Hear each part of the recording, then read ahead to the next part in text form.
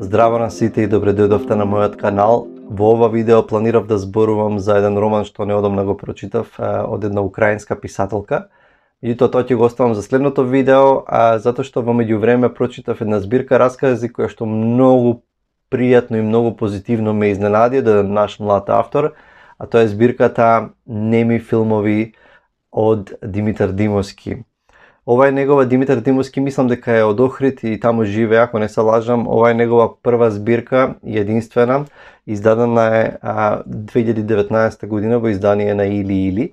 Има 12 раскази и кога земав да ја прочитам книгава, значи навистина не знаев што да очекувам, не знаев каков е неговиот стил, не знаев за што се работи во расказите, немав слушнато речиси ништо, меѓутоа бев многу пријатно изненаден. Значи ова се 12 раскази од 4-5 страни, должината од 4-5 страни до 10 страни. Мислам барем дека тука се движи должината на расказите. Позитивно ме изненади затоа што уште во првиот, читајќи го првиот расказ, сватив дека всушност Димитар си игра со магичниот реализам и со надреализмот.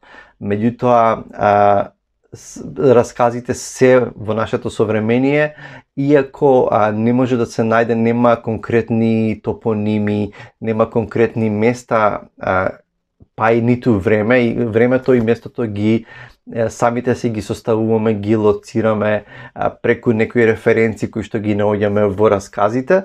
Меѓутоа сепак, значи има не знам, има чаршија, има канео, има брегот на езерото и така натаму, значи си составуваме, можеме да претпоставиме каде се одвиваат расказите, меѓутоа расказите многу интересно почнуваат во реалното, меѓутоа многу вешто Димитар си игра и многу брзо некои раскази преминуваат во речиси во надреализам или некои елементи на магичен реализам. Иако морам да признам, мене повеќе ми се допаѓа, не сум толку голем фан на надреализмот и повеќе ми се допаѓа расказите во кои што имаше посуптилни елементи на магичен реализам. Значи, расказите се современи, во нив некои од темите кои што се среќаваат се домот, семејството. Има еден расказ во кој што раскажувачот гледа како се руши неговата куќа. Има присутни се нормално неми филмови. Првиот расказ го носи името на збирката е според првиот расказ. Еден од најубавите раскази според мене, а тоа е раскажувачот раскажува за негов чичко кој што е кинооператор во локално кино и може да претпоставите дека е тоа помало градче во кој што луѓето одат во кино, меѓутоа она што е уникатно што тој ги сече лентите, ги сече негативните, неубавите елементи од филмовите, на луѓето им прикажува само ги прикажува само позитивните елементи во филмовите и како тоа влијае врз луѓето, и кога ќе престане тоа да го прави, како тоа ќе влијае на луѓето. Тоа е една многу убава идеја која што мене многу ми се допадна, како Димитар го извел тоа.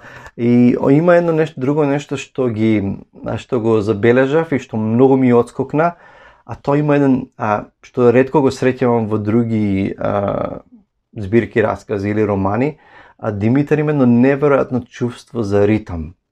Не знам дали и други го приметиле тоа, меѓутоа во неговото раскажување има еден внатрешен ритам кој што откога ќе почне, според должината на речениците, според должината на параграфите и како ги стокмил речениците, има едно неверојатно чувство за ритам кој што од почетокот на расказот до крајот едноставно човек може да го следи многу убедлив, многу јасен ритам. Јазикот исто така е едноставен и ми се допадна, значи нема тука преголема лирика или поетика, од друга страна не е јазикот ни, не знам, банализиран во таа смисла. Тоа ми се допадна исто така и има едно нешто, сепак има една нишка, има едно нешто што ги сврзува сите раскази, а тоа е една девојка, жена по име Марија, кој што се појавува во сите, од првиот до последниот расказ, се појавува во сите раскази. Меѓутоа се појавува во разни контексти, во разни ситуации, многу пати едноставно доаѓа во животот на раскажувачот, меѓутоа нејзиното присуство избледува или се заминува или не знам, му се појавува во сонот на раскажувачот. И тоа е исто така нешто многу убаво што ми се допадна во оваа збирка. Исто така има многу референции од филмови, значи филмови и романи, меѓутоа филмови, значи има некои размисли во однос на времето, во филмот, реалното време и така натаму. Се на се мислам дека и исто така имаше она што исто ми отскокна е нели си тече расказот, си тече нормално и тоа многу го сакам, суптилен хумор, не знам дали тоа било намерно Димитар го правил, меѓутоа одеднаш има неколку реченици кои што буквално на мене не знам, ме тера речиси на глас да се насмеам, иако знам дека тоа не е некаков усилен хумор, намерно сместен, туку едноставно во начин на раскажување во некои ситуации мене ми изгледа комични и ми беа сосема онака супер. Не знам што повеќе би кажал за оваа книга, освен што искрено ви ја препорачувам, значи има елементи иако има елементи на магичен реализам или на надреализам, многу е тоа убаво направено и мислам дека Димитар многу пријатно ме изненади и мислам дека има потенцијал, гледам дека има голем потенцијал како писател и чекам да видам со што друго наредно ќе не изненади и што ќе напише наредно. Ова беше накратко за неми филмови од Димитар Димовски и се гледаме со наредното видео. Поздрав од мене и чао!